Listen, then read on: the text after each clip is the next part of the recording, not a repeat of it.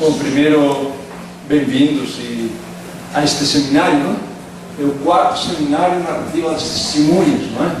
Uma perspectiva da justiça a partir das vítimas, não é? Bom, temos conosco a Jair Crisp, né?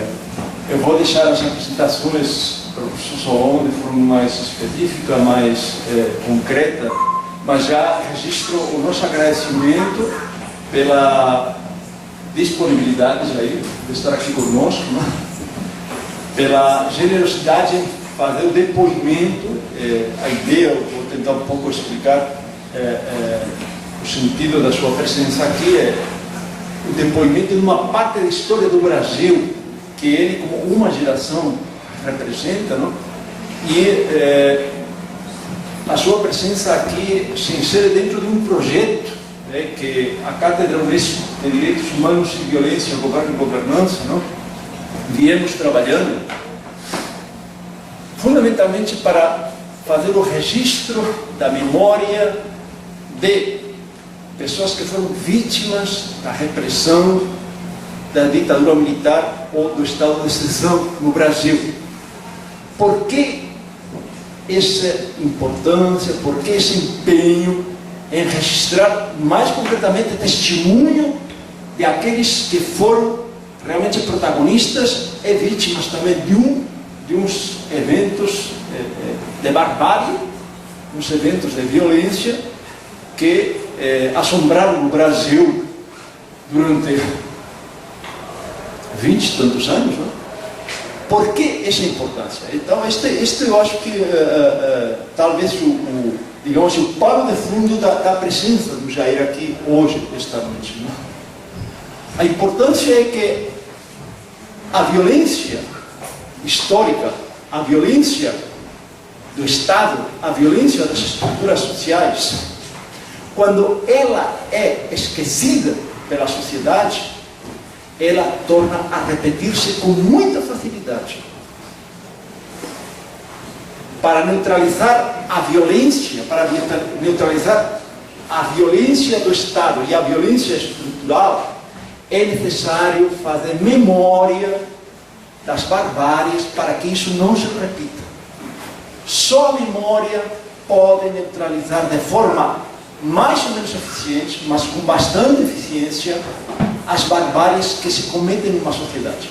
Uma sociedade que esquece, que bota debaixo do tapete as suas barbáries, está fadada a repetir a barbárie como ato de normalidade, a tornar normal aquilo que é absolutamente bárbaro.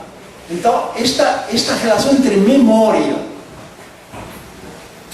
e possibilidade de neutralizar a violência e a injustiça histórica é o pano de fundo pelo qual nós convidamos a Jair esta noite a compartilhar conosco o que foi a sua experiência naquele momento. Um segundo aspecto importante, porque a importância, diria, epistemológica e política de ter o depoimento, de registrar o depoimento e de, no caso, levar em conta a importância do testemunho, da narrativa. Porque a memória da história pode ser feita de muitas formas. Os vencedores também contam sua história, também fazem sua memória. Os militares aqui também tentaram passar a ideia de que houve uma revolução, de que houve uma coisa assim, salvar o Brasil de um perigo, suposto perigo. Essa memória é uma memória que tenta, de alguma maneira, maquiar a barbárie, ou justificar a barbárie. Então, essa é uma memória que pretende legitimar a barbárie como um ato legítimo.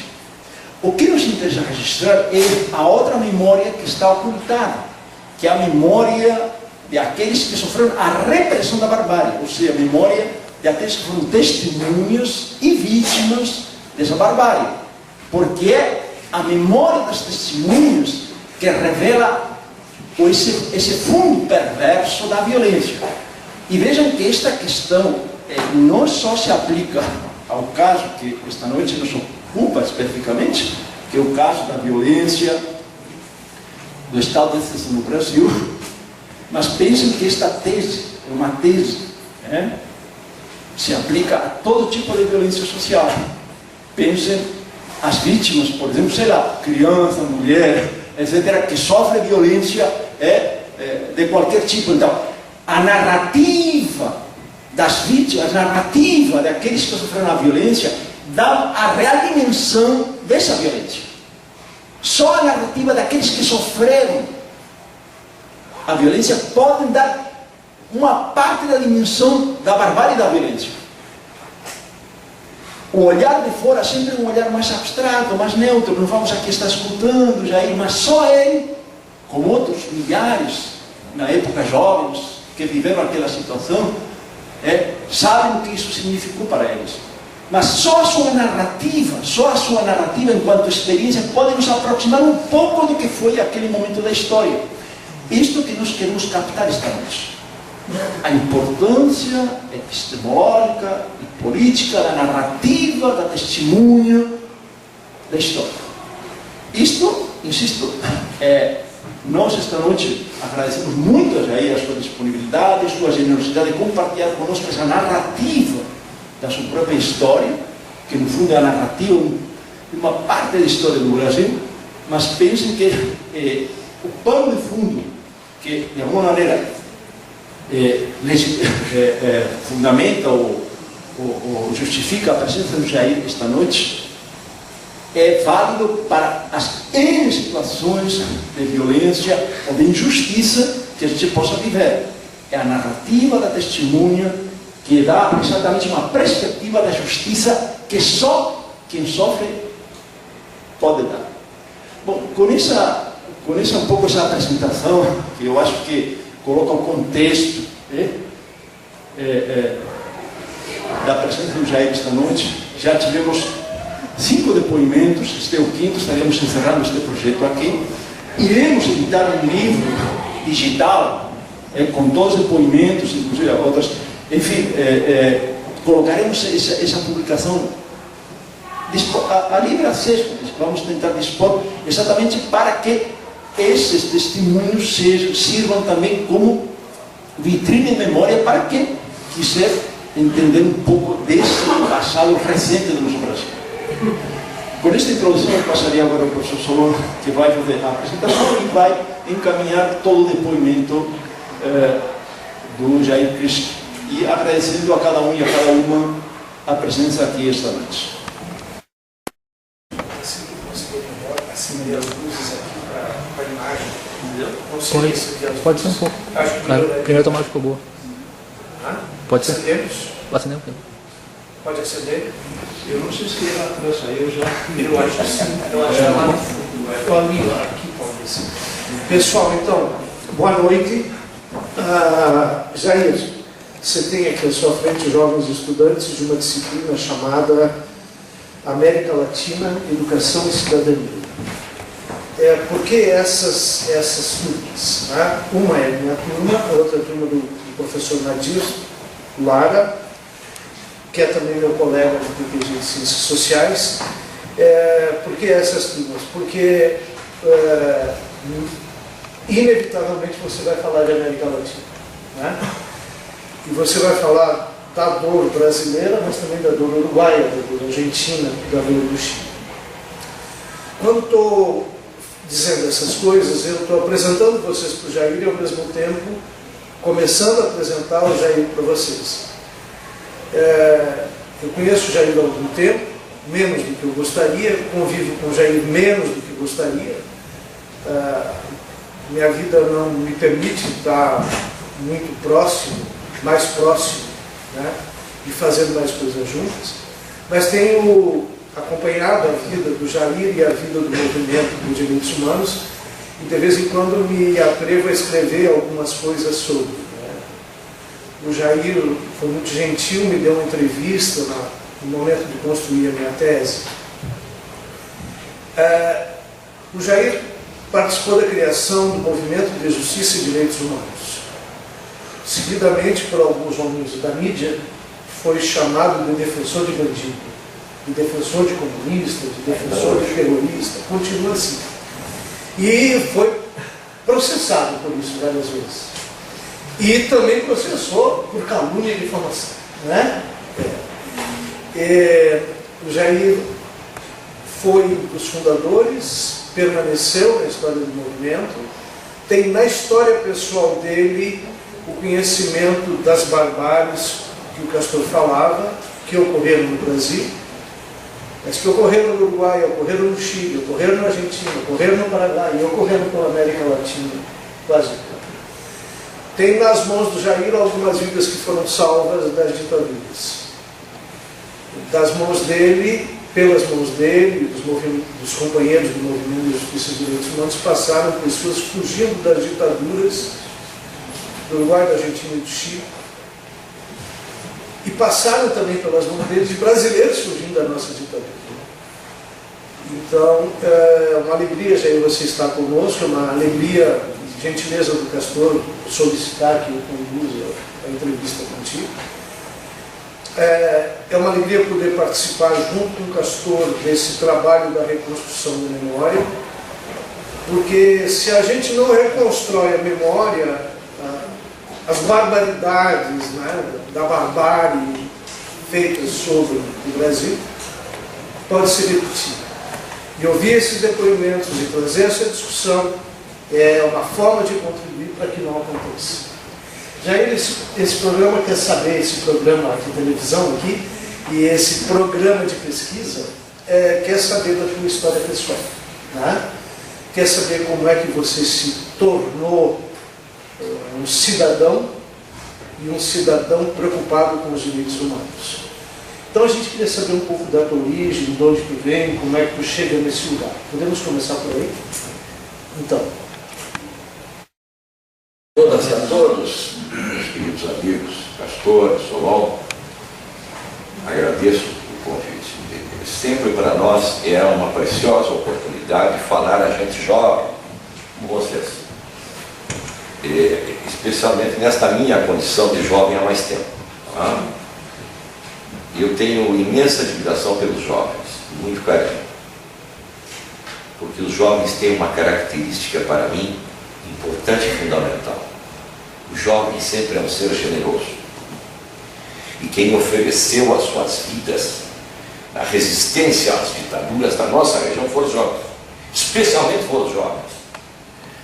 E por isso nós temos um tributo de agradecimento, né, àqueles que já não estão mais entre nós e que generosamente entregaram suas vidas para defender as liberdades. Dizia o professor Castor na sua introdução do grande risco que a gente corre como sociedade, como civilização, de acabar aceitando aquilo que é comum como normal. O que é comum é uma coisa, o normal é outra, muitíssimo diferente.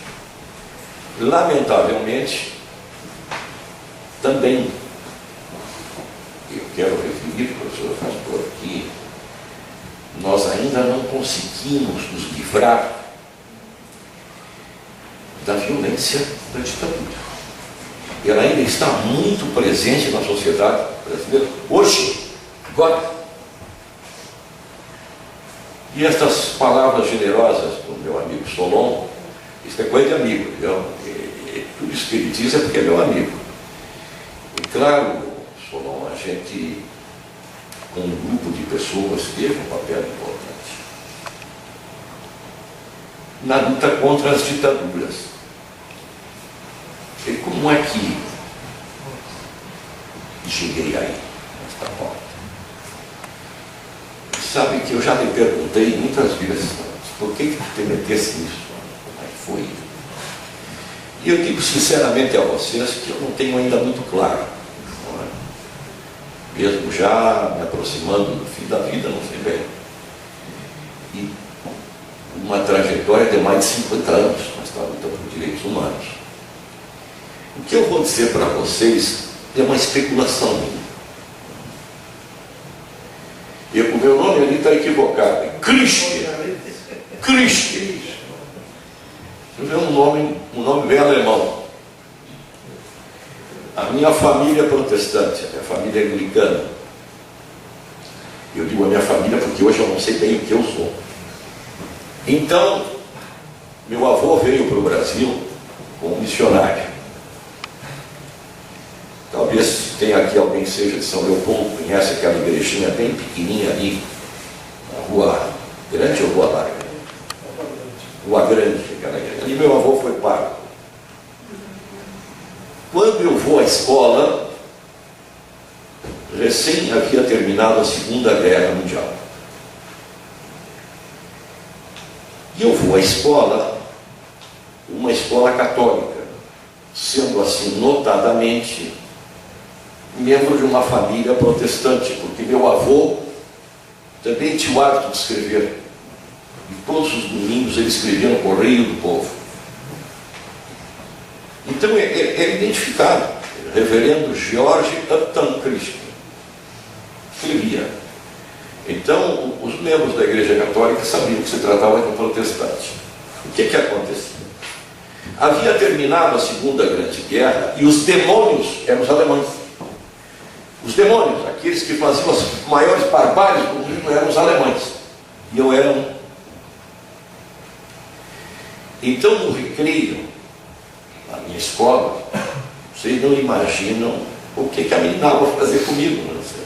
Era o alemão batata, come queijo com barata e outras coisas bem mais graves.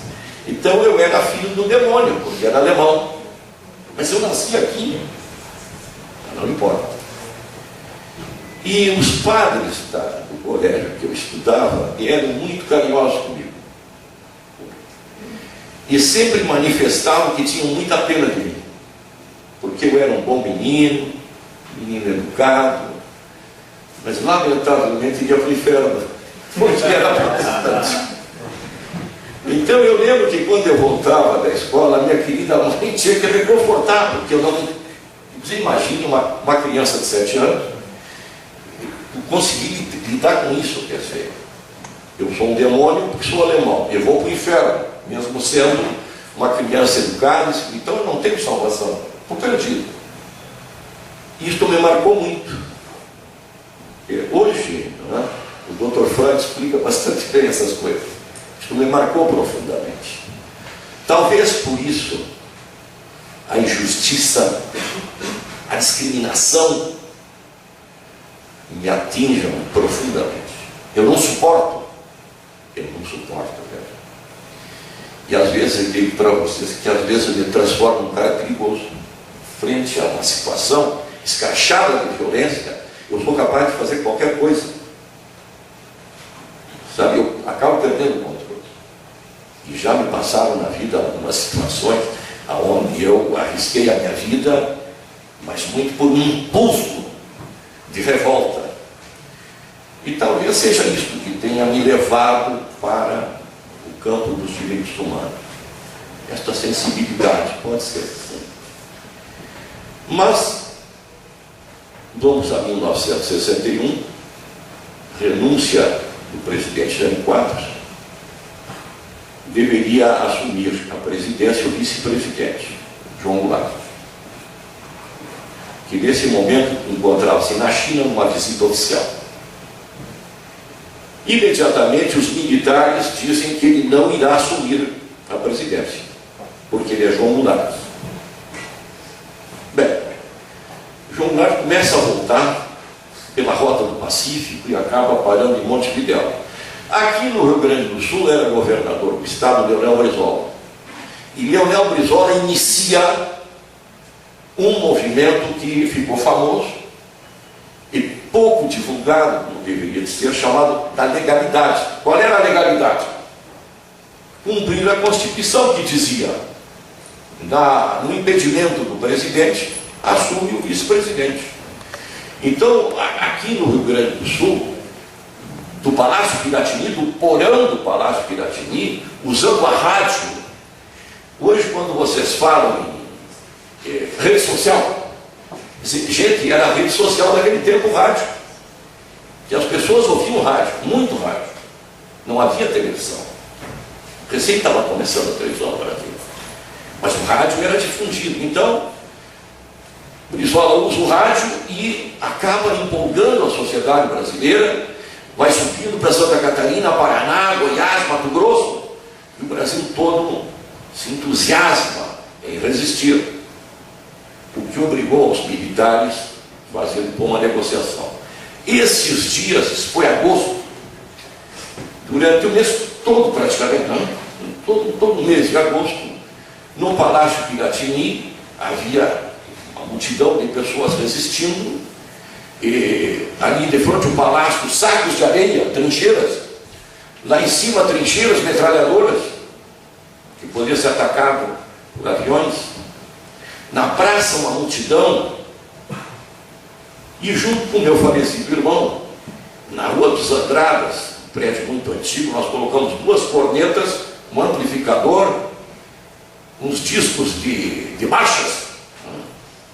E quando parava a marcha aí, o povo, Rio Grande de pé pelo Brasil, e fazia toda uma peroração para resistir e tal. E de vez em quando fugia até o Palácio Piratini. Bem, é claro que acabou se criando um pessoal, um grupo de amigos conhecidos. Ali onde hoje é o prédio da Caixa Econômica Estadual, que não existe mais, Borges de Medeiros e Esquila Andrade Neves, havia o Mata Borrão, lembra? Que tinha um formato de Mata Borrão, você nem sabe o que é Mata Borrão, não é? Mas era um negócio que a gente escrevia tinta e passava assim para enxugar a tinta, para não borrar. E este prédio, ali se distribuíam, lembra? Se distribuiu um revólver Taurus, calibre 38 e uma caixa de balas, que vão resistir. E esse maluco estava junto, essa coisa e tal. Mas se forma ali um grupo de pessoas que acabam tendo uma relação de amizade, professores, advogados, funcionários da Carris, motorneiro, cobrador, bonde, enfim, metalúrgicos, uma pleia de gente que se juntou para resistir. Bem, passa-se, o João Goulart assumiu o poder, aquela coisa toda. Não vou contar essa história para vocês, que é muito interessante de qualquer forma. Em 64, o golpe militar. E durou pouco a nossa euforia. Por que o golpe? Porque o João Goulart queria fazer algumas transformações no país. O acusavam de ser comunista, gente. Um dos maiores latifúndios do país. Sabe, a história do golpe é uma mentira de Ásia. Vocês certamente já escutaram muito, e talvez até em sala de aula tenham dito para vocês que o golpe foi 31 de março. Mentira, não foi 31 de março. Foi de 1º para 2 de abril, só que 1º de abril é dia dos bobos, que os militares não queriam absolutamente. Então foi dia 31, é mentira. Quer dizer, já começa com a mentira da data. E João Goulart sai do país dia 4 de abril. Bom, este golpe, eu digo para vocês, nos pegou absolutamente desprevenidos. Nós estávamos vivendo uma euforia, né, de um país democrático. Nós vamos fazer as reformas, vamos mudar este país que nos ensinavam que era o país do futuro. Chegou o futuro. Agora chegou o futuro. Nós vamos fazer. Este país vai acontecer. Ele vai ser tudo aquilo que a gente sonhou. E o golpe nos pegou de calças curtas. Mas digo também sinceramente para vocês que nós imaginávamos que era um dos tantos golpes da nossa América Latina. É mais um golpe, isso é uma quartelada. Isso daqui um ano e pouco supera. Nós vamos retomar. Um grande engano, gente, é que esse golpe vinha a bordo de uma coisa chamada Doutrina da Segurança Nacional, que nós não conhecíamos. E não imaginávamos que era para durar. Quando há um golpe, se tem que tirar pessoas do Brasil. Quem? Líderes políticos, dirigentes sindicais, dirigentes estudantis, tiveram que sair do país. especialmente para o Uruguai. Quem é do Rio Grande do Sul conhece a nossa fronteira, sabe por onde se sai. Mas quem é do centro do país, ou do nordeste do país, não sabe. Então, este grupo de malucos que estavam lá na legalidade, nos juntamos para, olha, vamos colaborar para ajudar a tirar este povo do Brasil, levar para o Uruguai, que também é uma velha tradição nossa, uma histórica tradição. Bem, esta resistência começa a notar, mas isso não vai terminar daqui a pouco, não. Então a juventude, vendo que não havia uma porta de saída, porque a porta de saída seria política, mas estava fechada. Então a juventude, os setores da juventude partiram para a luta armada. Eu às vezes costumo dizer, e isso geralmente sou repreendido, né? Quando a opção pela luta armada não foi uma opção. A juventude foi condenada à luta armada. Porque quando eu não vejo saída, eu vou por a mão. Porque a desigualdade era terrível. Um grupo de 20, 30, 40 jovens, mal armados, mal treinados, mal preparados, vão enfrentar um exército. Mas a generosidade do jovem não enxergava ele. Mas aí diz que tu é estudante ou estás trabalhando? Não, nesse momento eu já estou estudando e trabalhando. 61, sim. Em 64 eu era pai de família. E a minha vida teve uma dinâmica muito. Bem, então, gente, isso chega a esses primeiros momentos e tal, de uma resistência de outro nível, e a ditadura acaba promovendo o golpe dentro do golpe, que é o AI-5, é dezembro de 68. Aí sim, a coisa fica pior, e uma vez mais nós temos que tirar companheiros do Brasil e levar para o exterior. Levar para o Uruguai, sim, o Uruguai ainda era democracia. Já começamos a levar alguns para a Argentina. E durante um bom tempo era tirando líderes estudantis. Eu nunca esqueço, já que a gente tem que colocar questões bem pontuais assim, eu não esqueço, novembro de 69. Novembro de 69 acontece uma coisa terrível. Um líder importantíssimo da resistência, um líder comunista, um brasileiro que deveria ser melhor estudado, chamado Carlos Marighella, é assassinado dia 6 de novembro de 69 em São Paulo. E esse assassinato de Marighella, uma armadilha que foi produzida, teve repercussões aqui conosco, numa rota de fuga que a gente tinha. Uma rota de fuga. Isto, sabe, é um momento assim de extrema tensão. Por quê? Porque essas rotas de fuga, elas eram todas elas compartimentadas. Um trecho não sabia nada do trecho seguinte. Por exemplo, você vai estar na estação rodoviária, com o jornal tal embaixo do braço, era tudo que você sabia. Não sabia o nome da pessoa, nada. E esta pessoa iria te conduzir para um outro caminho. Bem, o assassinato do Marighella, cai o Frei Beto aqui, e ele acaba sob tortura entregando alguns companheiros. E esses companheiros, me parece que foram 11 deles presos. Isso de novo nos pegou assim, muito desprevenidos, muito desprevenidos. Eu me lembro que era meia tarde, me ligaram assim, olha, caiu tal local.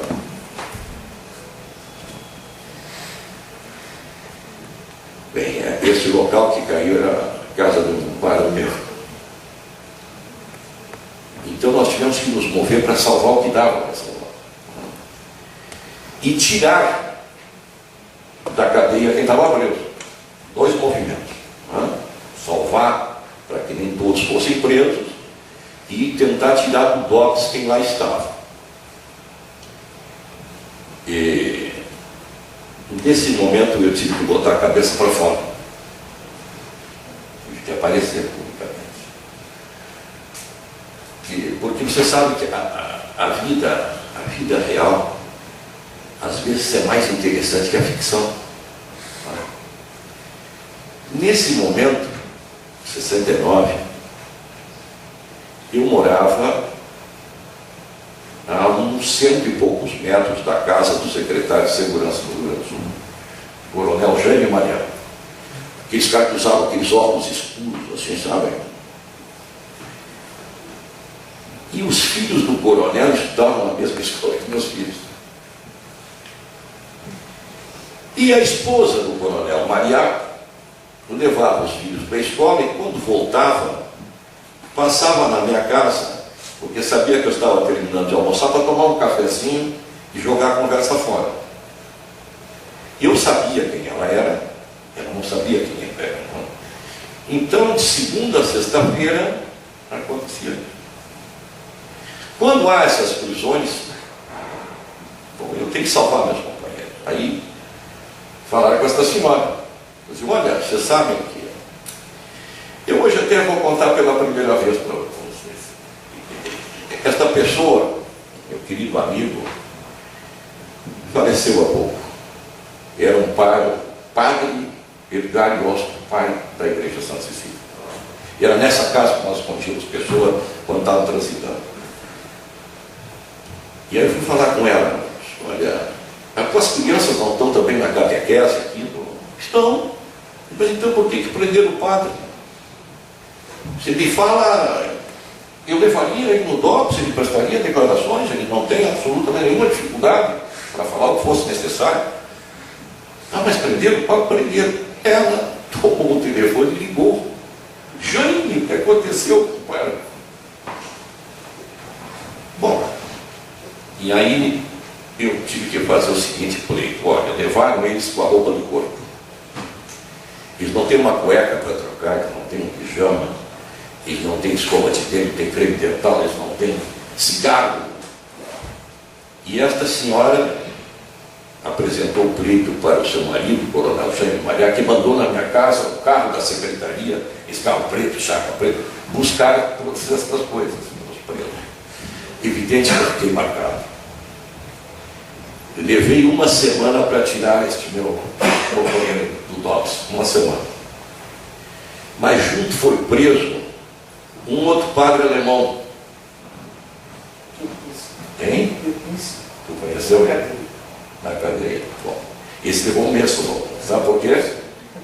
Porque ele era alemão, ele era um cara perigoso, ele quase não falava português, lembra? Então esse cara foi preso. Eu tenho certeza que se é vivo ainda, há muitos anos que eu não vejo, ele tem certeza que viveu um episódio de loucura. Por quê? Porque ele não tinha nada a ver com o assunto, ele nem sabia do que se tratava, pouco falava português. Um mês depois consegui tirar o DOPS e levei para minha casa. Aí chegaram abraços e tal. Daqui a pouco ele disse assim, posso ir no banheiro? Claro, vai no banheiro. E ele foi no banheiro e voltou num acesso de riso histérico. Ele ria desbragadamente, ele não conseguia parar de rir, abana, sopra, e o cara ria, se acorde, joga água. Quando ele parou, o que houve? Faz um mês que eu não vou no banheiro sozinho. Eu ia no banheiro, tinha um cara com a metralhadora apontando para mim. Vocês imaginam alguém ter que defecar? Você imagina, claro. Então esse pobre desse cara, então, ele foi em 69. Não aconteceu nada comigo. Avaliando, eu passei todo o mês de novembro esperando ser preso. Não é a minha vez. Bom, hoje, avaliando isso, o que eu imagino? Me prender.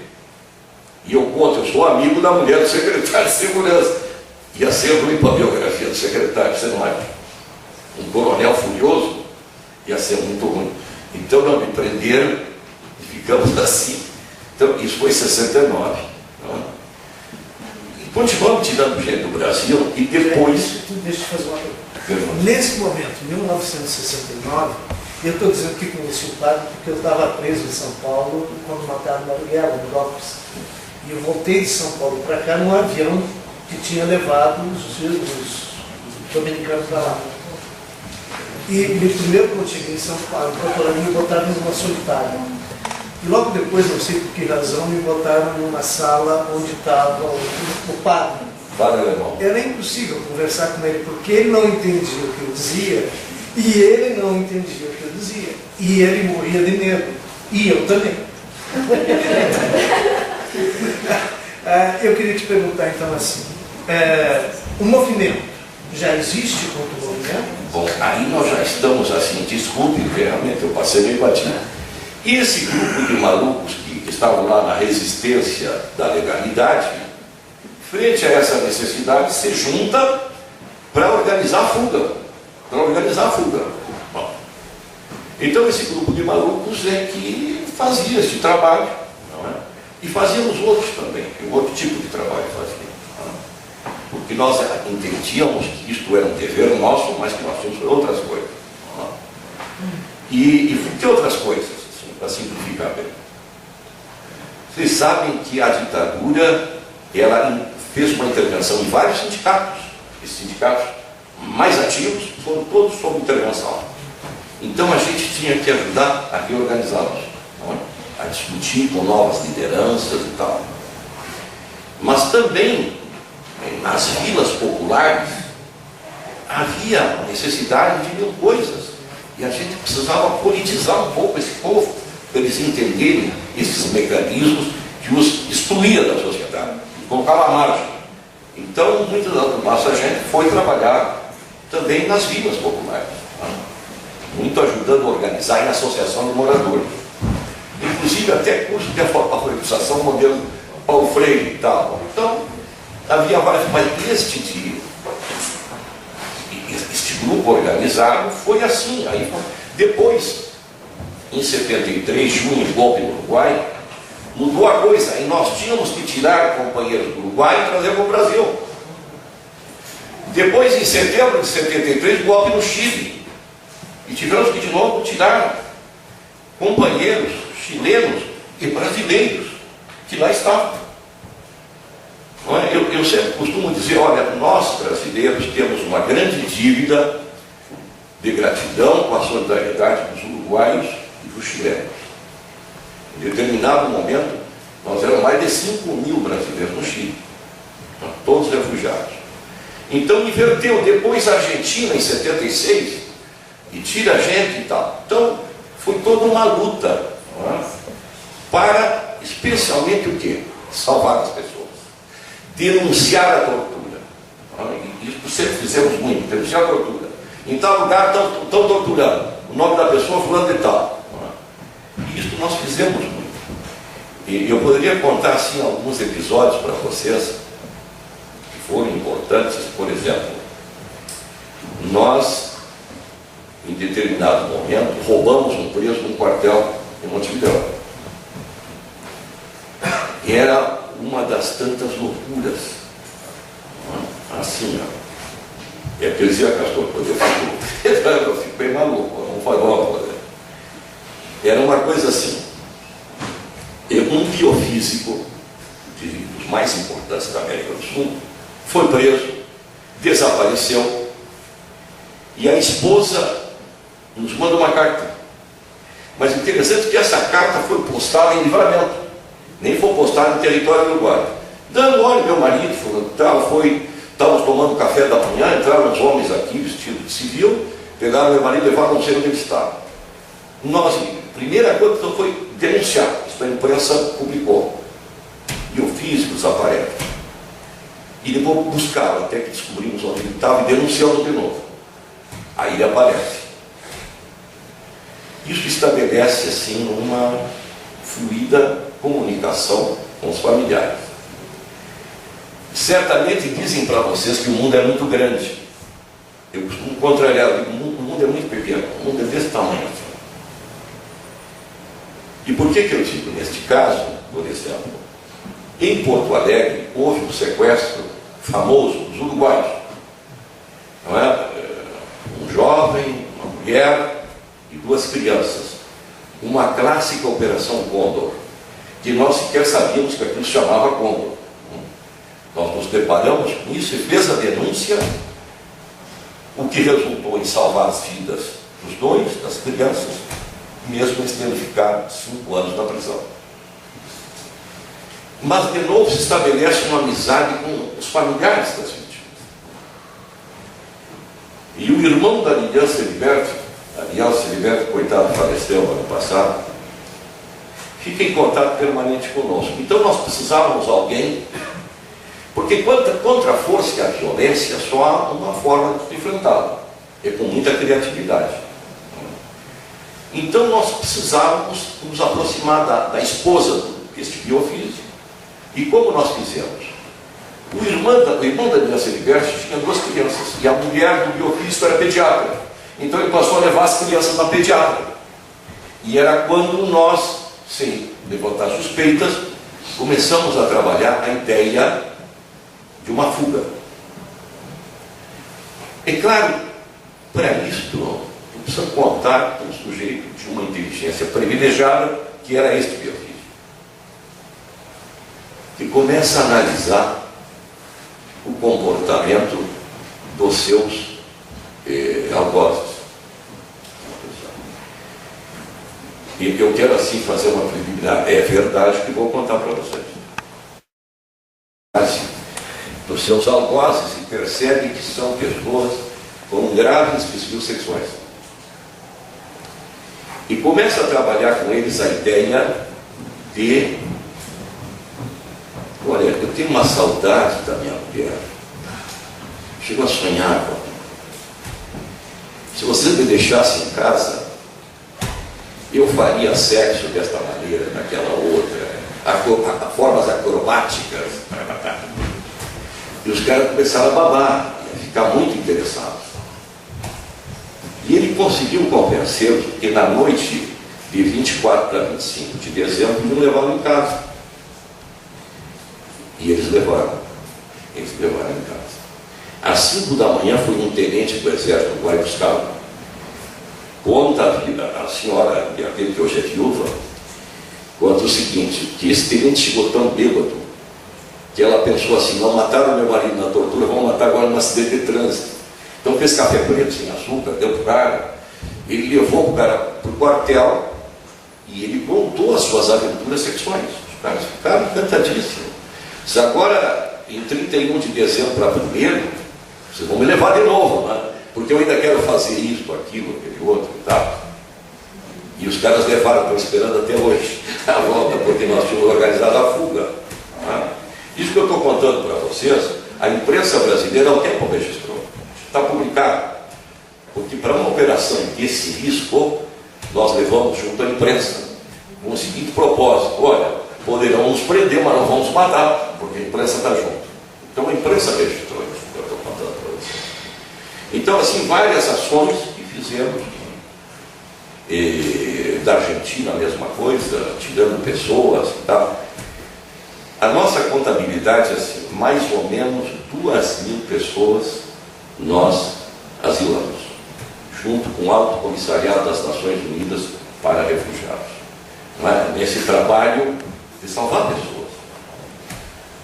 Salvar da tortura e até a própria vida. Então, isso são fatos concretos que conto para vocês. Num tempo, aí vem outro detalhe, num tempo que não havia celular, o telefone, para a gente fazer uma ligação telefônica de Porto Alegre para São Paulo, eu tinha que ligar para a central telefônica, pedir a ligação e ficar esperando. Podia vir dentro de 2 dias, 3 dias e tal. Eu não tinha. Então nós não tínhamos internet, todas essas coisas que hoje vocês dispõem. Então todas estas aventuras nós fazíamos no mais puro artesanato. Era puro artesanato. Nesse artesanato, para enfrentar a ditadura, nós até criamos uma agência de notícias. Chamava-se Pressur. E funcionava na Rua Otávio Rocha, no centro de Porto Alegre. Nós alugamos uma sala, um telex, um rádio com gravador para ouvir os noticiários e gravar, uma bela tesoura para recortar notícia de jornal e fazer um noticiário. Uma grande agência internacional de notícias que existe até hoje, que chama CBS, International Press Service, tem a sede em Roma. Eles eram muito modernos já naquela época e tinham um satélite.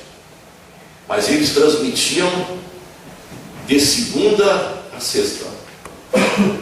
E sábado domingo não transmitia. O diretor da IPS era um uruguaio, nosso amigo, que nos emprestou o canal. Então a gente mandava por telex, e lá no Uruguai, refugiado em Roma, tocava no satélite. Ia para o mundo todo essas notícias que a gente precisava difundir de quem está sendo torturado, quem está sendo vítima de repressão. Então, eu quero dizer para vocês assim, que quando você não tem uma capacidade, não é, de força para enfrentar os inimigos que são muito fortes, você tem que apelar para a criatividade humana, que ela é sempre muito rica. Para poder fazer isso, porque era importante fazer naquele momento. E fizemos muitas coisas, mais ou menos assim. E o movimento?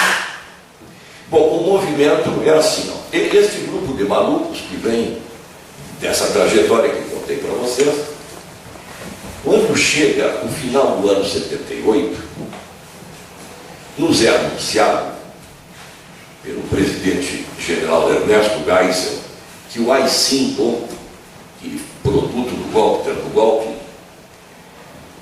mas eu preciso dizer para você o que era o AI-5, ato institucional número 5. Ele permitia que se prendesse as pessoas sem nenhuma justificativa. As pessoas ficavam incomunicáveis, sem direito a advogado, enfim, era um inferno. Zé Hitler podia tudo. Então, o general Geisel anuncia, dia 31 de dezembro de 78, termina a vigência do AI-5. Ótimo. Dia 2 de janeiro começamos a nos reunir. Aí chamando mais gente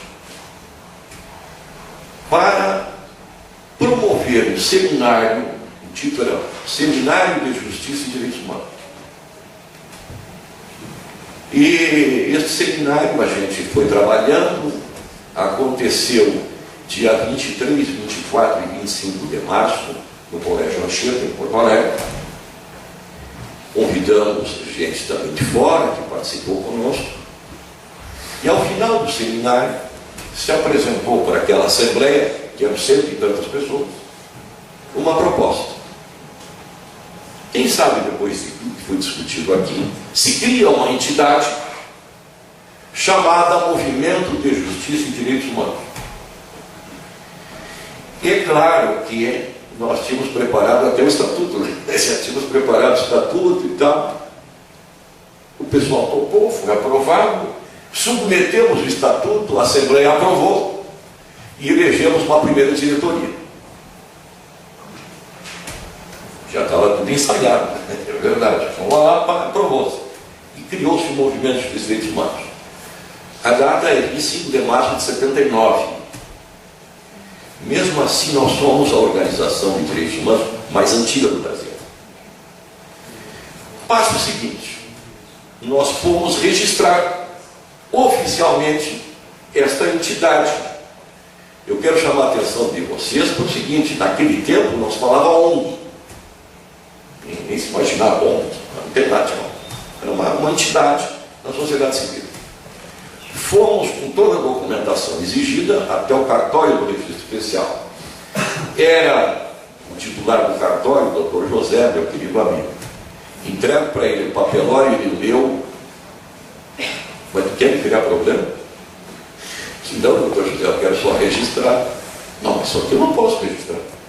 Eu conto isso para as pessoas verem assim, ó, não tinha mais assim. Ele era um homem suficientemente instruído, era advogado, para saber que não tinha mais vigência. Só que a gente não acreditava, a gente não acreditava, não. Então, doutor José, então faça o seguinte, me negue por escrito. Ah, mas tu quer me complicar mesmo. Não, eu quero só fazer Depois de muita conversa, que o doutor José, vamos deixar assim, dentro de uns 10, 15 dias eu passo aqui, e aí deixou para me dizer o que ele vai fazer ou não. Tá? Passar desses dias, não vou fazer. E me nega por escrito, nego por escrito, negou por escrito. Ajuizamos uma ação na justiça, e o movimento foi registrado, como a lei previa, por sentença judicial, no dia 11 de agosto de 1980. Então eu conto isso para vocês porque isso aí foi ontem, né? Foi ontem. Mas o peso da ditadura era tanta, eu dizia entre nós assim, nós vamos ter que pendurar o bilhete no pescoço do time. Porque foi isso, né? Pendurar o bilhete no pescoço do time. Então é importante contar isso para ver assim, como isso estava inculcado nas pessoas que elas não acreditavam. Gente, quando você conta que o movimento, antes de ser reconhecido, levou brasileiros para fora, ajudou uruguaios, chilenos, argentinos a fugir das ditaduras, e o risco que as pessoas do movimento corriam. As pessoas tinham consciência, carregavam medo consigo, carregavam criatividade, carregavam coragem consigo, sentimento desse. Bom, eu acho que é muito importante a gente salientar o seguinte: somente os loucos não têm medo. Só louco não tem medo. Quem é são tem medo. Nós tínhamos medo. Eu, pessoalmente, por exemplo, todas as manhãs, quando despertava, eu me prometia que naquele dia eu não ia ficar paranoico. Por quê? Porque a gente era seguido. A gente percebia que estava sendo seguido. A gente sofria provocações. Então, tinha ameaças. Ameaças? Pô, tinha ameaças. Telefonavam, mandavam correspondências. Mas aí, eu sempre dizia assim, isto vale por 24 horas. Eu desperto hoje, eu não vou ficar paranoico. E valia por 24 horas. No dia seguinte eu tinha que repetir, mas não vou ficar. Porque se ficar paranoico, bom, aí nada mais funciona. E havia cautelas, assim, agora falando em paranoico, havia cautelas de uma paranoia saudável. Quando nós estávamos reunidos, e chegava alguém estranho, sobre o qual recaía a suspeita, a gente não podia fazer nenhum gesto. Tá? Mas aquele que detectava a suspeita, né, dizia simplesmente: que oração? Que oração era a senha. Atenção, luz vermelha, tem problema. Eu conto depois como a gente inventa, né? A gente vai criando um mecanismo de defesa. Né? Que oração? Era alerta. Mas esta gente, claro que tinha, alguns companheiros caíram presos. É isso que eu relatei. Nesse grupo, o Tiquinho que teve aqui foi preso também. O Tiquinho foi preso. E outros mais foram. Vários foram, acho que 11 companheiros. Foi um prejuízo imenso para nós. Porque toda essa rota de fuga tem que ser refeita. Toda ela tem que ser refeita. Até porque eu lembro assim que os últimos a passarem nessa rota foi a então mulher do Vladimir Palmeiro, líder da UNE. E um deputado paulista, que você vê como a vida é gozada. Eu bloqueei o nome do cara. Esse cara, ele não fez o que tinha que ter feito. Ele, quando chegou em Livramento, ao invés de cruzar para o Uruguai, ele ficou em Livramento dando banco. O Sinimar o pegou e fez o caminho reverso. E terminou na porta do meu compadre, algemado. E naquele tempo as portas tinham uma gradezinha, uma janelazinha. Vocês já viram isso, não? Uma janela, uma gradezinha. Eles prenderam uma parte da algema naquilo e outra no pulso do cara. Ficou um friso de sangue na porta. E esse bobalhão, que não fez o que tinha que ter feito, também colaborou com o prejuízo. Porque ao fazer o caminho inverso, não, em toda a nossa blindagem se foi. Né? Perdemos muitos companheiros que foram presos. Não é? E esse caso, eu tomo assim como um caso que esse camarada é que nos causou problemas. Não é? Porque eu costumo dizer assim, mas aí é uma forma bem exibicionista. Não é? A nossa agência de viagem nunca perdeu um passageiro. E este passageiro perdeu-se ele próprio. Não é?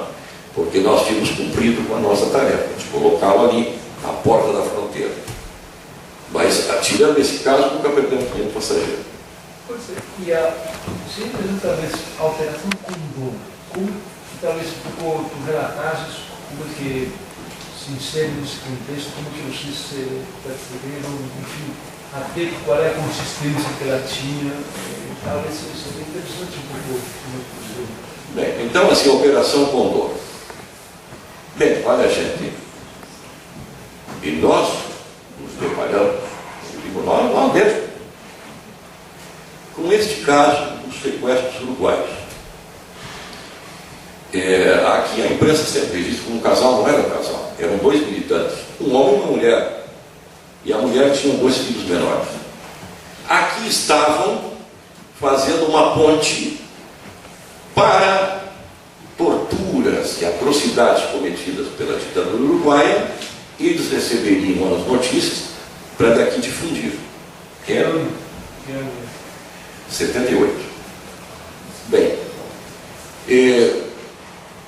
alguns companheiros deles caem no Uruguai presos pela repressão e acabam delatando. Então vem um grupo do exército uruguaio em associação com o DOPS aqui do Rio Grande do Sul e juntos capturam a ela na rodoviária dia 12 de novembro de 78 e vão até o apartamento onde eles viviam, na rua Botafogo, na Zenha, e pegam um rapaz e as 2 crianças que estavam saindo para o Beira-Rio para o jogo de futebol. Eles são barbaramente torturados. E ela também é uma mulher muito inteligente. E eles, ao revistarem a bolsa, você sabe que bolsa de mulher é o mundo. Na bolsa de mulher tem o mundo todo. E tinha um telefone de Paris. E eles obrigaram, lá no DOPS com ela, obrigaram ela a telefonar para aquele número, que era de um companheiro de partido dela, que estava exilado em Paris. E ela fala com eles. Ela fala de forma cifrada, mas que despertou a atenção dele. Alguma coisa está errada. Aí ele liga para cá. Ele liga para cá e chega até nós de que havia algo errado. Rua Botafogo, número tal, apartamento tal. Nosso companheiro, doutor Omar Ferre, vai até esse local, toca a campainha, ninguém atende. No dia seguinte ele volta lá, toca a campainha, também ninguém atende. Tinha um senhor no pátio. Ele pergunta: você não viu aqui as pessoas? Aqui? Não, nem as crianças têm visto. Acho que foram viajar. Ele fez um bilhete e botou por baixo da porta. No dia seguinte, também tinha sido acionado a revista Veja. Porque nessa época a gente precisava muito da imprensa. Essa parceria era fundamental. E o jornalista da revista Veja, Luiz Cláudio Cunha, que está vivo e salvo, decidi até lá para dar uma olhada. Que negócio é esse? A redação da sucursal da Veja em Porto Alegre era no Menino Deus, era mais ou menos perto. E na hora dele sair para ir lá, ele nota que o fotógrafo da revista Veja não estava. Mas estava o fotógrafo da revista Placar. Vocês certamente já viram a revista Placar, uma revista de esportes, de futebol. E ele vai com esse fotógrafo. Ele chamava-se João Batista Scalco. Vão lá nesse endereço e entram. Era um apartamento térreo, eles entram na porta da frente do edifício. Percebem que o senhor entra atrás. Eles vão até o fundo onde está o apartamento. Antes tem uma escada dos andares superiores. E o senhor que entrou atrás dele sobe. Eles tocam a campainha. A porta se abre. E o senhor que tinha subido já tinha descido com a pistola. Mete eles para dentro. Mãos ao alto e tal. Aí, tanto o Luiz Cláudio como o João disse, bom, nós somos jornalistas e tal, olha aqui, olha no meu bolso, está aqui a minha identidade, somos jornalistas e tal. Aí eles me viram que era, de fato, é jornalista. Então, olha, o negócio é o seguinte, isso aqui é um negócio de contrabando e tal, nós somos da polícia, vocês podem ir embora, não vai acontecer nada com vocês, mas vocês não viram nada aqui, tá certo? Ô chefe, está muito certo. E saíram a trote. Só que o fotógrafo, isso eu vou contar para vocês, e é bom que tu está filmando aí, ouça bem, o olho de fotógrafo é inferno, rapaz. O olho de fotógrafo é uma desgraça. E ele sai de lá e o fotógrafo diz assim, aquele cara que me meteu a pistola na cabeça, eu já fotografei. Não, fotografei, esse cara eu fotografei. Foram para o arquivo fotográfico, está aqui, ó. É o Didi Pedalado, que tinha sido jogador do Internacional. É o Didi Pedalado. Mas ele não joga mais futebol, não joga. Onde é que ele está? Ele trabalha na polícia. Ele trabalha no DOPS. Eu conto para vocês verem. É artesanato puro, né? É puro artesanato. No DOPS, então, não é contrabando, é uma questão política, denúncia. E logo em seguida a mãe da Lilian vem a Porto Alegre, diz a minha filha, meus netos, tá? Você faz um escândalo, a imprensa nacional e internacional começa a trabalhar o assunto.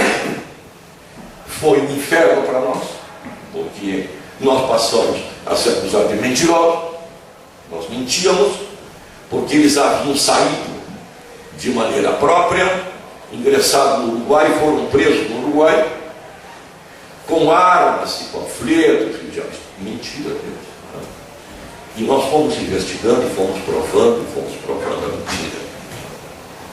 Então, se conseguiu pela primeira vez, não só no Brasil, mas aqui em todo o Rio Sul, a condenação de 2 policiais na pena máxima, 6 meses de detenção. Porque o crime era de abuso de autoridade. Bem, isso é tão interessante porque este policial, que já é falecido, Didi Pedalada, Urandir Portassi Lucas, a punição dele foi sair de Porto Alegre e trabalhar em Canoas. Não é? E era detenção, era prisão, detenção. Então nem vai para a cadeia. Muito bem, no final do governo Amaral de Souza, os últimos atos dele, foi promover por merecimento de Didi Pedalada. Foi promovido na polícia. E os repórteres me procuraram para saber a minha opinião. Eu disse, mas nada mais justo. Nada mais justo. Porque os outros condenados foram recorrendo e foram sendo absolvidos, só ficou ele condenado. Então nada mais justo que, veja só, ele sozinho sequestrou um casal, 2 crianças e dirigiu ao mesmo tempo 2 automóveis daqui até o Uruguai. Mas se ele não merece uma promoção, quem merecerá? Né? Então eu conto para você o fiasco que eram estas ditaduras. E aí isso foi o nosso primeiro conhecimento de Operação Condor, ele nem sabia que se chamava Operação. Depois nós vamos avançando em outras investigações, e a partir do ano retrasado, nós temos uma farta documentação que mostra que quem criou isso foi o Brasil, os militares brasileiros, e que a primeira Operação Condor documentada aconteceu em janeiro, aliás, em dezembro de 1970, em Buenos Aires, vítima, o coronel do Exército Brasileiro, Gerson Cardim de Alencar-Osório. A segunda vítima documentada é junho de 71, também em Buenos Aires. A vítima foi Edmundo Pérez Camargo. Então, depois nós começamos a desvendar isso tudo. Hoje há uma bela literatura sobre a Operação Condor, e ainda hoje estamos tentando punir aqueles que cometeram esses crimes. Quando eu digo ainda hoje, eu vou dizer para vocês algo que muito me envaidece. Hoje de manhã, passei amanhã no consulado argentino em Porto Alegre, depondo por videoconferência para a Justiça Federal da Argentina. Operação Condor. E eu digo isso que me envaidece e me entristece também. Porque no meu país ninguém me chamou para depor. em instância judicial nenhuma, uma impunidade absoluta. E a Argentina, os nossos irmãos argentinos me chamam para depor, para punir cento e tantos militares que são réus nestas câmaras. Então, ao mesmo tempo que me envaidece, sinto muita tristeza e me envergonho, porque no meu país eu não posso fazer o mesmo.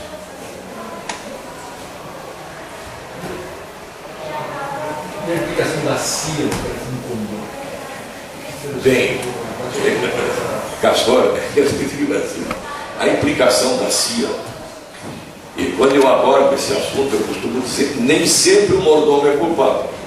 Nem sempre. Porque a CIA, claro que tem a ver, claro que tem a ver. Mas o criador é o Brasil. O Brasil que foi o criador, e o Brasil chamava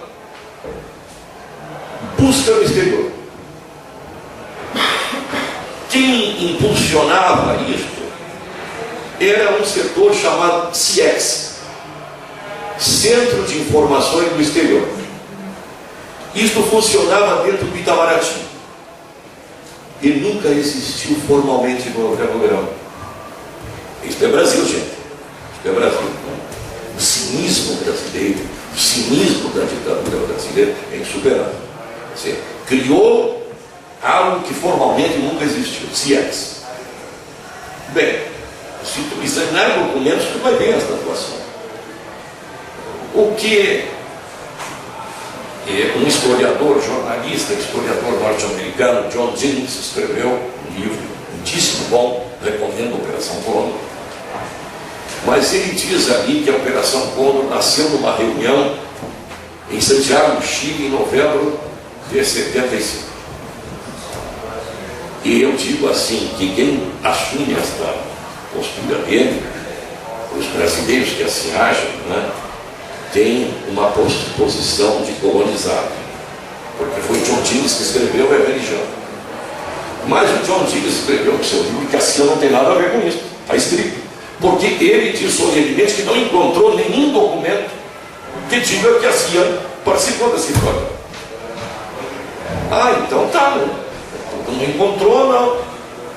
Então eu digo assim, o Brasil esteve nessa reunião, sim, provo documentalmente, investiguei 30 anos para chegar ao nome de um coronel e de um major brasileiro que participaram da reunião, mas dentro da postura bem brasileira. Não assinaram a ata e se declararam apenas observador. O aparelho repressivo brasileiro sempre teve a cautela de não deixar impressões digitais. E esta foi mais uma. Não, nós somos só observadores. Se vocês se debruçarem sobre a história da ditadura brasileira, vocês vão se dar conta que em 1975 o Brasil, a repressão brasileira, tinha disparatado todos os grupos, não é, que resistiram. Não havia mais. A guerrilha do Paraguai tinha terminado, eles tinham exterminado. Então o Brasil não tinha muito interesse. Quer dizer que o Brasil não praticou? Não. Esta reunião foi em 75, eu contei para vocês o episódio em Porto Alegre, 78. E esse dos uruguaios é o caso conhecido, mas há um outro caso, 2 meses antes, 12 de setembro de 78, em Passo Fundo, que temos documentado, que eu vou contar para vocês, que a imprensa nunca se ocupou, mas é verdade, 78, um argentino que está vivo em São, hoje vive na Suécia, continua vivendo na Suécia, mas que conta essa história muitíssimo bem, nós documentamos essa história. Mas depois outros episódios aconteceram. Não é? Hoje, depondo para a Justiça Federal Argentina, eu referi, por exemplo, depois da anistia brasileira. A anistia brasileira foi em 79. No dia 12 de março de 1980, em pleno aeroporto do Galeão, o cidadão argentino, de nome Horácio Domingo Campiglia, e a cidadã argentina Mônica Susana Pinos de Pinstock foram sequestrados de dentro do avião e entregues para a repressão argentina, levados para Campo de Mayo, em Buenos Aires, desaparecidos até o dia de hoje. no dia 26 de junho de 80, em Uruguaiana, um padre chamado Jorge Oscar Adu, montoneiro, por suposto, saiu de Buenos Aires no ônibus da empresa argentina General Giza, com o nome falso de Pedro Ramon Tamirano, e vinha a Porto Alegre juntar-se com as madres da Praça de Maio, que aqui estavam para buscar um encontro com o Papa. Ele nunca chegou. Isso que eu conto a vocês, temos tudo documentado. E nesse mesmo dia 26 de junho de 80, nesse mesmo local, o jovem estudante de medicina Lourenço Malvinhas, num ônibus da empresa brasileira Pluma, também foi vítima da Operação Cobra. No ano de 80, e hoje no meu depoimento surpreendi quando contei um episódio de agosto de 89. Brasil, Nova República, Sarney e companhia, Argentina já sob Afonso. Um episódio que os argentinos conhecem muito bem, La Tablada, um quartel argentino, onde os jovens tentaram tomar o quartel, porque haveria um levante militar, eles se anteciparam, foram dizimados, uma coisa terrível. Usaram munição com fósforo branco. Claro que vocês não sabem o que é fósforo branco, mas fósforo branco é algo proibido pela Convenção de Genebra, porque quando ele te toca, ele incendeia e não há nada que apague. Nada que apague. E por isso é proibido. Foi usado. E 2 jovens fugiram para o Brasil. Estavam no Rio de Janeiro sob a proteção do comissariado. Foram pegos pela Polícia Federal Brasileira, juntamente com a Polícia Federal Argentina. Foram torturados. Soltaram, liberaram deles. Bem no estilo da repressão. Eu libero um, sem dinheiro, sem documento. Esse cara vai fazer o que na vida? Ele vai procurar um companheiro. Na verdade, um companheiro de grupo político. Só que esse rapaz, até hoje eu não sei como, ele tinha o telefone de alguém que nós conversamos hoje, João Ricardo Ornelis. O João Ricardo Ornelis, professor da PUC, era naquele momento membro da Comissão de Direitos Humanos da OAB do Rio. Por volta de meia-noite ele me ligou, meu querido amigo, me disse: Jair, um jovem argentino me ligou, me contando essa história, e eu achei meio complicado. O que tu acha? Se João, ele tinha que ligar 15 minutos depois, o rapaz ia ligar para ele dizer alguma coisa. Tu tem que te encontrar com ele, tu tem que olhar olho no olho, não adianta, o telefone não dá, tu tem que olhar para sentir se é verdade o que ele diz ou não. E aí tu marca um local público, tem bastante gente, porque também não vai dispor. E ele marcou o local, falou com o rapaz, me ligou e ligou. Só isso. Me parece que é verdade, não faz isso. João, tu estás com a quarteira da OAB? Estou. Vai lá na Polícia Federal e pede como condição de advogado para ver a lista da carceragem. Quem é que está preso lá? Se esse menino, Fernando Falco, não estiver na lista, é tudo verdade. É canalice. E ele foi lá e não estava. Uma vez mais nos valemos da imprensa. Chamei o Jornal do Brasil e contei essa história. O Jornal do Brasil publicou. Salvou o menino que estava fora, já não prenderam mais. E o que estava preso, a Argentina formalizou um pedido de extradição, que foi até o Supremo, e o Supremo julgou e o absolveu por tratar-se de crime político e não crime comum. Eu conto, tudo que eu estou contando está documentado. Eu estou falando de agosto de 89. E hoje eu contava para a Justiça Federal Argentina para ver como esta trama entre os serviços secretos ainda hoje funciona. Esses senhores não se regeneraram. Aquilo que o Castor dizia bem no princípio, não é? Porque nós temos que nos prevenir. Não, a violência ainda está. Ela está. Ela está muito presente. Inclusive nas nossas polícias militares. Tenho questões para fazer para o Jair. Patrícia, quer falar? Eu queria a sua opinião quando o senhor fala que isso entristece, porque o senhor vê que ela está para a Argentina, que eles estão julgando as pessoas que contribuíram com a ditadura militar lá. Eu queria a sua opinião por que isso não acontece aqui. Por que não acontece? Assim, se é por causa desse detalhe dos militares não deixarem as impressões digitais, ou por falta mesmo de talvez uma atuação maior. A Patrícia é agente da provocação. Uma excelente aluna. Mas, Patrícia, vocês vão ter que ter um pouquinho de paciência para me ouvir agora. Costumo dizer que no Brasil há uma transição para a democracia. É isso que vocês escutam? Transição. E eu discordo. O meu avô me ensinou que a primeira das subversões é a subversão da palavra. E quando você subverte, é o sentido da palavra. Na verdade, o que aconteceu é uma outra palavra muito semelhante, que chama-se transação. Uma transação para passarmos da ditadura à democracia. E a transação trouxe exigências. Tá? Vocês não vão nos punir. É a primeira exigência. Mas quando eu falo assim de transação, pode parecer um negócio muito abstrato. Né? Então eu sou obrigado a fazer um pouquinho de exercício de memória, porque eu comecei contando para vocês que quando o João Goulart voltou lá da China pela Rota do Pacífico, parou em Montevidéu e foi uma comitiva a negociar com ele, e duas pessoas me chamam por demais atenção.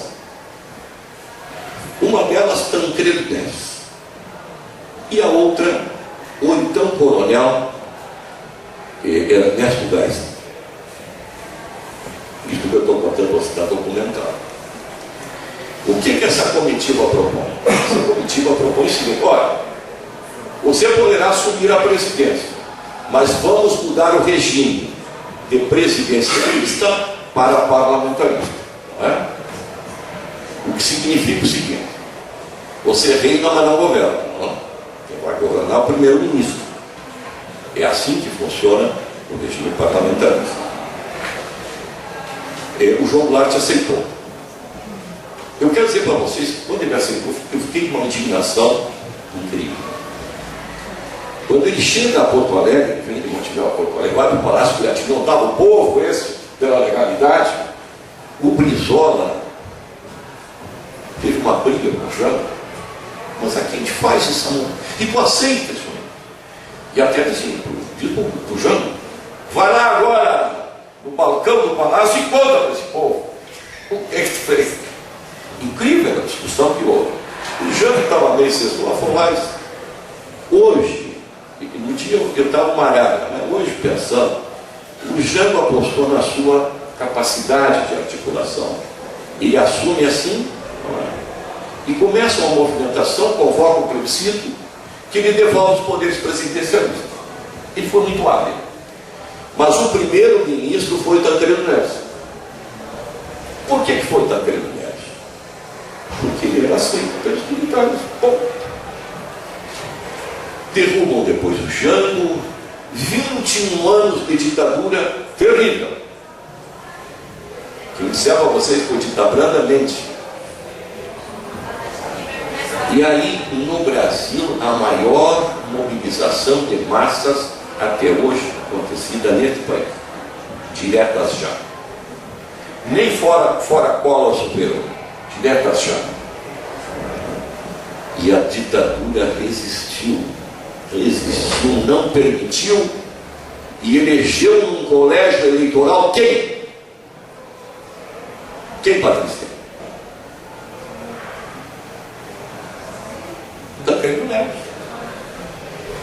percebem? Passa-se o tempo e de novo o Potávio era Tancredo Neves. Isso é fruto de um acordo. Isso é fruto de um acordo. É claro que os militares não imaginavam que ele morreria antes de assumir. Tenho certeza disso. Mas ele morreu e tal, enfim. Houve essa tal de Nova República, essa coisa toda, que vocês sabem bastante bem. Mas eu quero dizer isso é que houve uma transação. A questão de um mês e pouco atrás, a nossa presidenta Dilma deixou escapar um negócio que a mim me chamou a atenção. E a imprensa brasileira não trabalhou este tema, não deveria ter trabalhado, como eu gostaria que tivesse trabalhado. Ela disse assim: existem acordos que não podem ser desconhecidos. E a imprensa deixou barato. Qual é esse acordo? Perguntaram, qual é esse acordo? Então a Dilma acaba de, sabe, num determinado momento em que acho que deixou de escapar isso, que fica claro que há um acordo, não é? Porque você não imagina as dificuldades para se avançar destas coisas, neste tema. Não é? Eu digo a vocês que é tão difícil que quando você aponta para os militares, eles ficam com um menino na moça. Ai, que horror! Aqui no Brasil, nem o cabo da guarda um dia alguém incomodou. Hoje, agora nesse momento, 18 processos na Argentina. 18 estão andando. São mais de 500 réus, quase todos militares. Aqui no Brasil, nem o cabo da guarda. E vocês veem que os militares, esses de pijama, toda hora estão se manifestando e ameaçando. Então isso aqui é fruto de um acordo, isso é fruto de uma transação e não se consegue avançar. Essa transação é tão importante que vocês sabem que a Ordem dos Advogados do Brasil ajuizou uma ação por descumprimento de preceito constitucional, porque ela queria saber até onde alcançava a anistia. E o Supremo Tribunal Federal disse que alcançava os militares também. O que é um absurdo jurídico. Isto é um absurdo jurídico. E é porque não se lê o texto da Constituição, não deve mudar. Da lei de antigo não deveria ler. Porque ela diz assim: estão anistiados os crimes políticos e conexos. E eu me pergunto, conexo a quem? A crime político. Agente do Estado, quer seja civil ou militar, jamais cometerá crime político. Por quê? Porque ele é agente do Estado. O Solon pode cometer crime, o Castor, o crime político não poderá cometer. Mas agente do Estado nunca. Bom, mas isso é uma filigrana que o Jesus Cristo está trazendo. Mas ele é fundamental. Mas no parágrafo segundo diz assim: os crimes contra a pessoa não estão anistiados.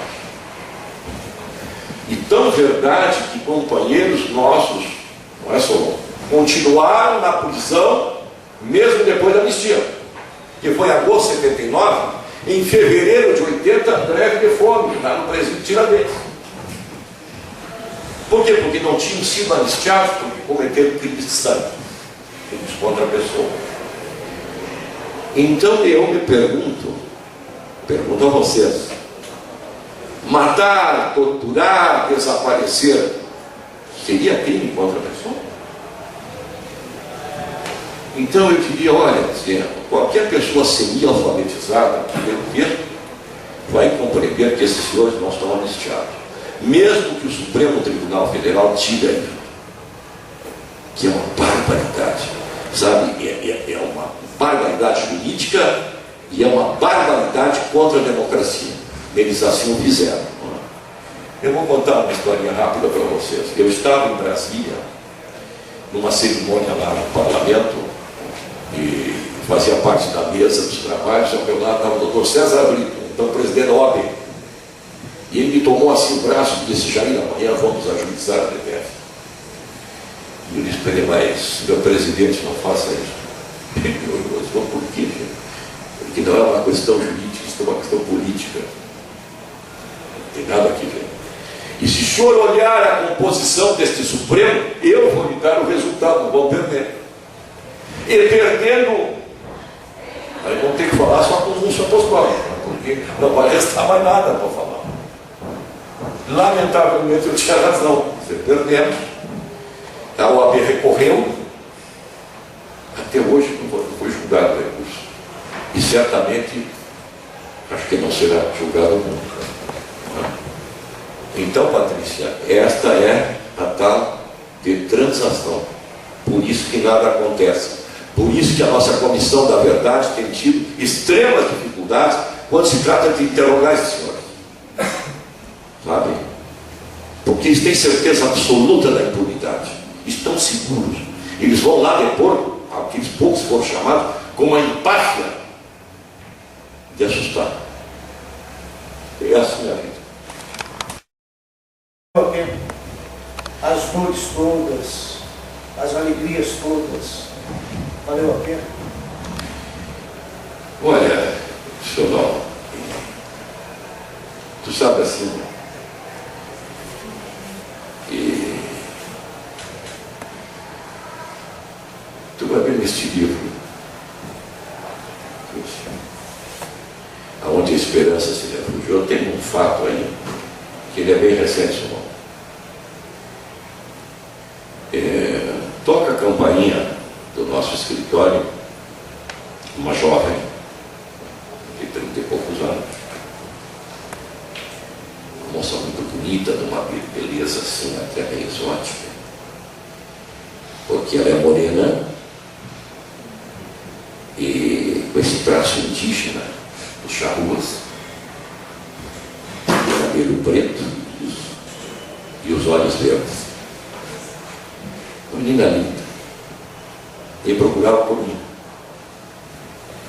E me disse quem ela era. E eu disse a ela: te conheci na barriga da tua mãe. Os pais dela, o pai, Tupamar, preso e barbaramente torturado, enlouqueceu. Ficou 5 anos preso, libertado. Ele foi viver na cidadezinha de onde ele era natural. A sua mulher acaba engravidando. E seguidamente um policial batendo na porta para saber se estava em casa. É o terror interminável. E ele viu que era insuportável. E Porto Alegre, chegam aqui, negociamos um asilo na Suécia. Estava tudo negociado. Nós sempre tivemos uma dificuldade com dinheiro imensa. E nessa época a gente usava, Castor, um voo da Varig, que era um voo coruja. Lembra o voo coruja? Que saía às 10 da noite e era o mais barato. Então, tínhamos acertado Rio de Janeiro, e do Rio de Janeiro iriam para Estocolmo. E nessa época o nosso escritório era no 22º andar do edifício Santa Cruz. E eu sempre, a combinação, tira do local onde está escondido, me traz, que eu quero me despedir, dar um abraço, fazer as últimas recomendações. E aí no final da tarde, chega ela sozinha. Só escolher teu marido. Não, aqui são 22 andares e tem claustrofobia, ficou lá embaixo. Você não vou descer, que eu quero abraçar. Chegamos no térreo, ele tinha desaparecido. Nesta época nós tínhamos militantes como você, gente jovem, acadêmicos. Chamei todos, botei a vasculhar o centro de Porto Alegre atrás dele, não me encontraram. Para quem sabe, ele foi direto para o aeroporto. Fomos para o aeroporto, o voo saiu, ele não apareceu. Nós tínhamos desmobilizado toda a segurança deles. Levei para minha casa. Esta mulher começou a esvair-se sangue. Uma hemorragia, uma ameaça de aborto incrível. E no nosso grupo nós tivemos engenheiro, mecânico, mas nunca tivemos médico. Nunca tivemos médico. Então eu ligava para um querido amigo meu, psiquiatra, Dizia para ele, tira da tua turma da faculdade, nenhuma obstetra. Né? Tem um cara. Então liga para ele para dizer o que eu faço. Essa mulher está se falando de sangue. Aí por telefone, faz isso, dá água dentro, e essa mulher enlouquecida, essa coisa toda. Chegou um ponto tal, não, mas agora o preço a pagar é muito alto. Vocês imaginam se amanhã o depois aparece o cadáver desse cara, boiando no rio aí? O que eu vou contar? Então, fizemos a última coisa que se deveria fazer, ir à polícia. E dizer, olha, o comerciante uruguaio, fulano de tal, desapareceu. Então, isso que eu estou contando está registrado na imprensa da época. E, bom, 2 dias depois eu recebo um telefonema de uma pessoa que diz assim: sou jornalista em São Paulo, não vou me identificar. O senhor procura um cidadão de nome tal? Procura. Ele está na tal delegacia de polícia de São Paulo e o Romeu Tuma está indo para lá para levá-lo para o DOPS. Nessa época, de Porto Alegre para São Paulo, tinha 2, 3 voos por dia, era complicada a coisa. Eu liguei para o Rio de Janeiro, para o escritório, esse pequeno escritório do Alto Comissariado das Nações Unidas, e era um francês que estava lá, o Gui, tomo um avião da Ponte Aérea, vai a São Paulo, mas veio essa coisa aí. Quando o Gui chegou na delegacia, ele já não estava mais gravando DOPS. E o Gui, na sua condição de representante do Alto Comissariado, tirou, levou para o hospital, levamos a senhora, que se encontrou com ele e tal. A gravidez vai avançando. No 7º mês, o obstetra disse: olha, ou a senhora viaja para a Suécia agora, ou vai ter que esperar na luz. Nós achamos melhor, vai agora. Ela foi para a Suécia. Recebi mais 2, 3 cartas, nunca mais tive notícia. Até este dia que tocaram a campainha, esta moça muito bonita disse quem não era. Eu te conheci. Desculpe se me emociona, mas valeu a pena. Valeu a pena. Esta menina, o pai suicidou-se na Suécia. E a mãe morreu há pouco, acidente cerebral vascular. Ela é formada em línguas pela Universidade da Suécia.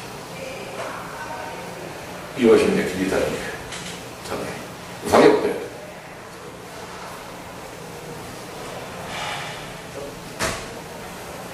Gente,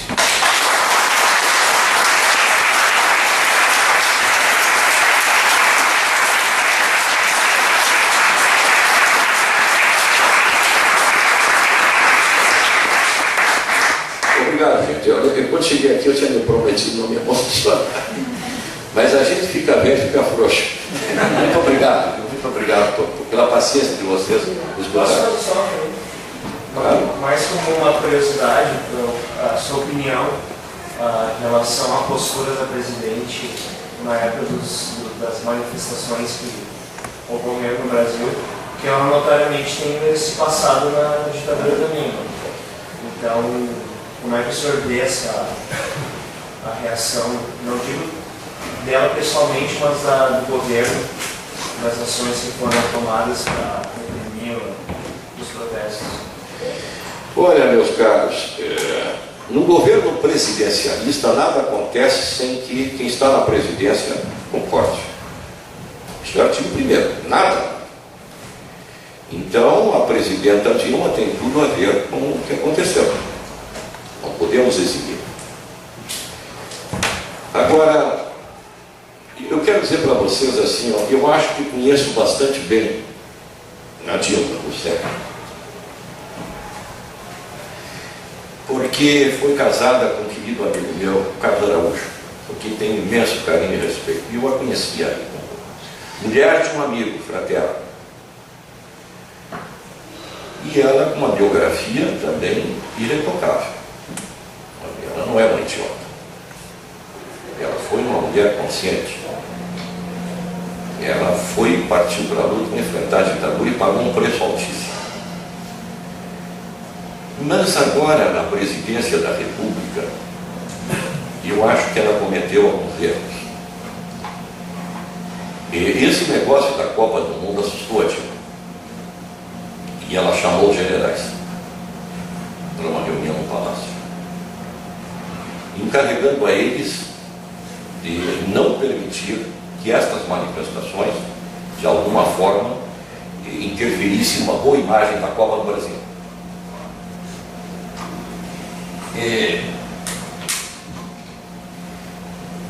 Dizem os sábios que nunca se deve dar chave do galinheiro para as raposas.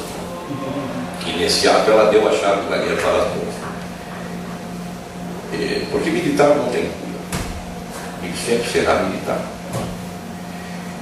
Eu costumo dizer brincando que o militar, quando está a paisana, ao menos a meia preta, pode mandar levantar a calça porque é preta a meia, porque ele nunca fica totalmente sem a farda, né? Meia preta.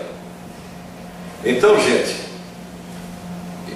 coisas que a imprensa não noticiou. Eu hoje falava para uma jornalista da IBS, International Press Service, dizendo a ela o seguinte: olha, a imprensa brasileira pouco noticiou algumas coisas que outras sequer noticiaram.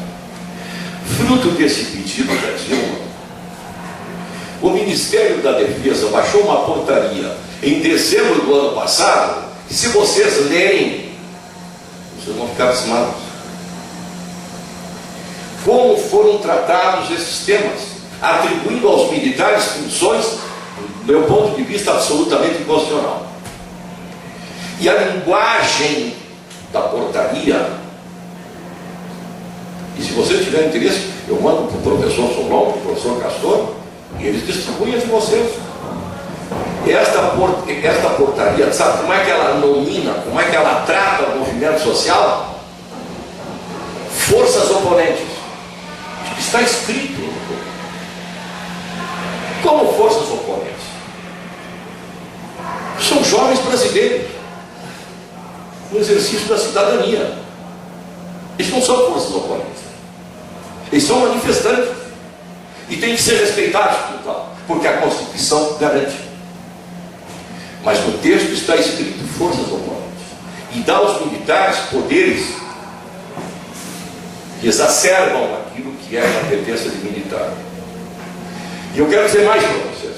E hoje eu dizia para essa jornalista da IBS: não houve uma segunda portaria cancelando esta que segue vigente.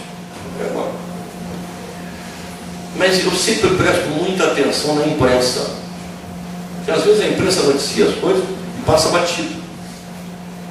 Um general que fala sobre como é que esse aparato estava organizado para enfrentar a manifestação durante a Copa, diz: vamos trabalhar com os conceitos da NSA.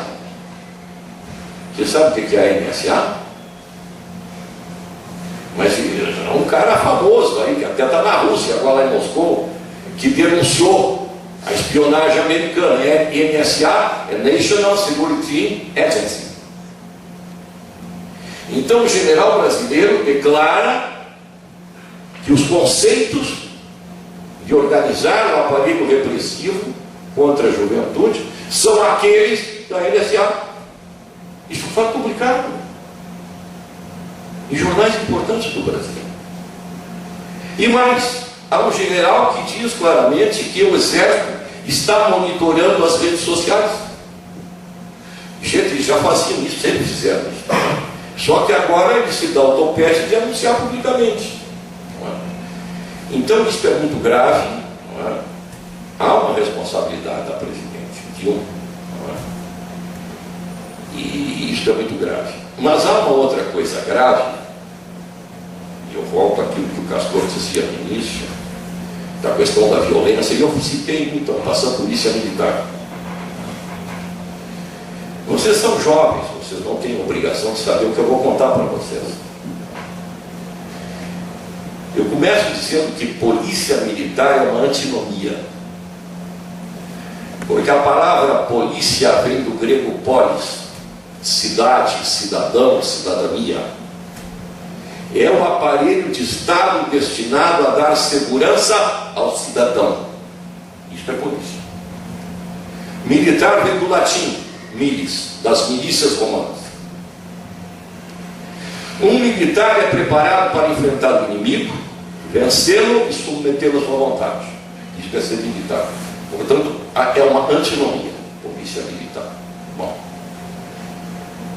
também quero assinalar que os senadores romanos, com muita sabedoria, não permitiam que as milícias ingressassem nos muros de Roma. Não é? As milícias ficaram acampadas fora do muro, entrava na cidade somente o general, que tinha duas obrigações: ir ao Senado, prestar homenagens ao Senado, e depois ao templo homenagear os deuses. Mas as milícias ficam fora. Muita sabedoria antiga. Bem, as polícias militares foram criadas no Brasil por um decreto-lei da ditadura. É um decreto-lei da ditadura. Quando eu digo isso aqui no Rio Grande do Sul, e tem presente alguém da Brigada Militar, e diz logo o seguinte: a Brigada tem 176 anos. É verdade? É. Mas quase todos os 176 anos como exército privado do governador do Estado. Só recentemente, com esse decreto-lei, é que foi criada a tal de Polícia Militar no Brasil. É da ditadura. Lamentavelmente, a Constituição Cidadã de 88 fez aquilo que vocês conhecem muito bem: copia e cola. Tomou do decreto-lei o que está escrito, é um texto idêntico, e colocou na Constituição. Diz assim: as polícias militares são forças auxiliares e reserva do Exército. Consulte a Constituição brasileira. Está escrito. E digo mais: se vocês forem em Brasília, lá no Forte Apache, onde é o comando do Exército, vocês entrarem lá, vocês vão encontrar uma porta que está escrito assim: Inspetor-Geral das Polícias Militares. Segundo a lei, é cargo de general. Todas as polícias militares do Brasil, se quiserem, por exemplo, mudar o currículo do que ensina a formação do soldado do cargo de sargento do oficial, tem que pedir licença para o general. Se quiser comprar uma pistola ou um revólver, tem que pedir licença para o general. Mas esse botão aqui da farda do brigadiano tem que passar para o umbigo, tem que pedir licença para o general. Então, esse é o quadro do Brasil, que ainda mantém uma polícia militar que, quando desses episódios das manifestações da juventude, mostrou claramente que não serve para nada. Por quê? Porque qualquer polícia no mundo tem por obrigação proteger a integridade física das pessoas. Esta polícia militar do Brasil todo não fez isso. Ao contrário, ela promoveu a violência. Ela bateu nas pessoas. Deu tiro de bala de borracha, gás pimenta. Então não fez. Mas ela também tem a obrigação de cuidar do patrimônio público e do patrimônio privado. Tampouco fez. Então eu pergunto para você: para que serve esta polícia? Para nada. Então, nós, sociedade brasileira, estamos tendo a oportunidade de discutir que polícia que nós queremos. Será que esta polícia serve para a democracia? Eu acho que não. Eu acho que é um equívoco. Nós temos que, como cidadania, discutir que polícia nós queremos. Uma polícia que proteja o cidadão. E esta que está foi treinada durante a ditadura e assim continua, dando proteção para o Estado e nos mandando as falas. É isso.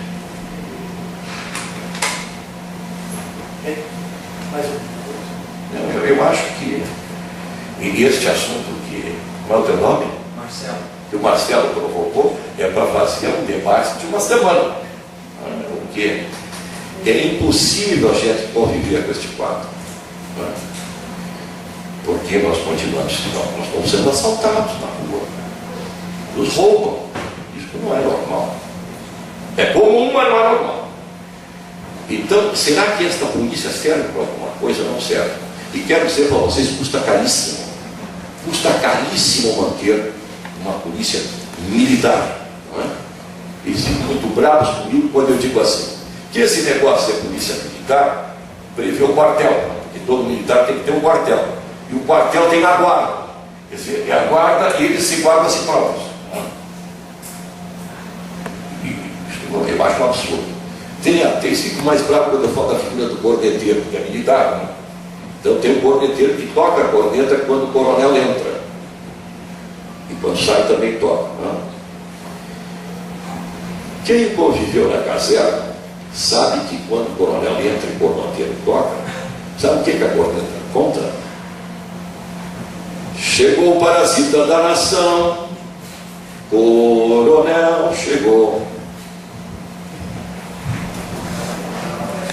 Coisas da caserna. Gente, muito obrigado, acadêmicos e acadêmicas. Foi uma lição, uma aula, né? E, Castor, eu acho que encerramos bem o nosso projeto.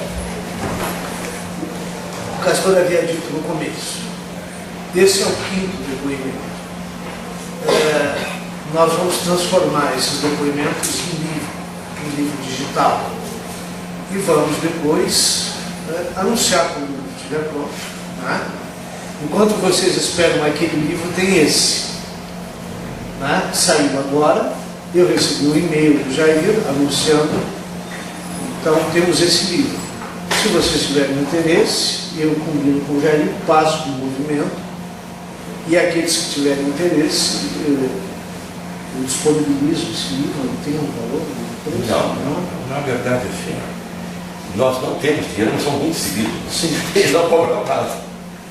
Então, vocês manifestam para mim na semana que vem, se tiverem interesse, eu posso conseguir pelo menos alguns exemplares. Não temos muito também. Sim, imagino que não. Mas grande é pouco.